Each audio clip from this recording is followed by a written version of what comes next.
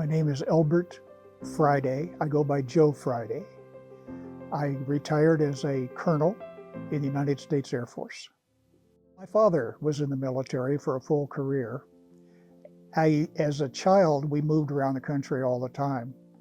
I had a decision to make in college. I went to the University of Oklahoma, which was a land-grant school, and at that time, it had to have ROTC for 2 years. I went down between my sophomore and junior year to sign up for advanced ROTC so I could get a commission as an officer.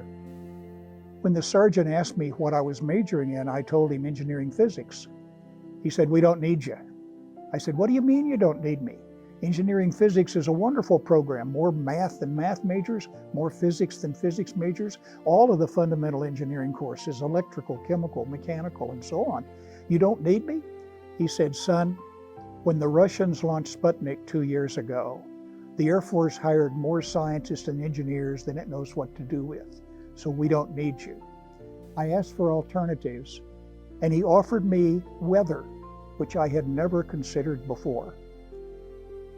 I asked him, where would I go to school? He said, "You would probably go to school right here, because we're starting a weather program here at the University of Oklahoma."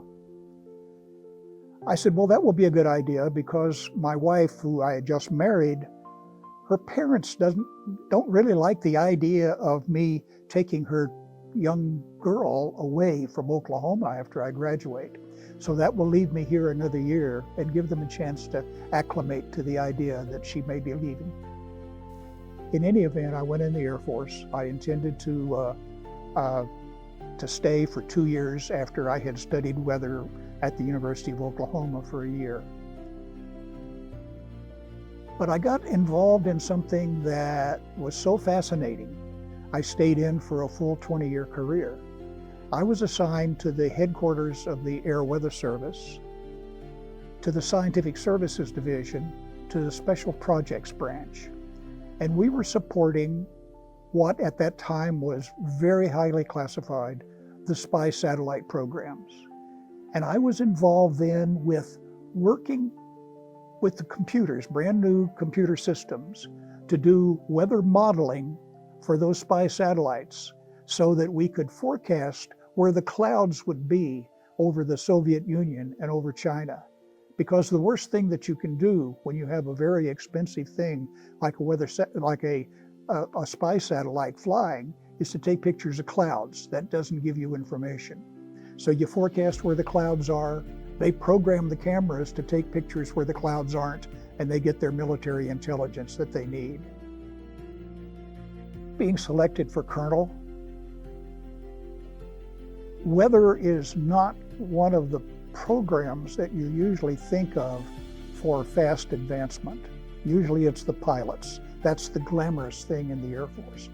I was not a pilot, but by the fact that I was working in that fascinating area of the spy satellite program, and we were doing such a successful job of improving the performance of those satellites.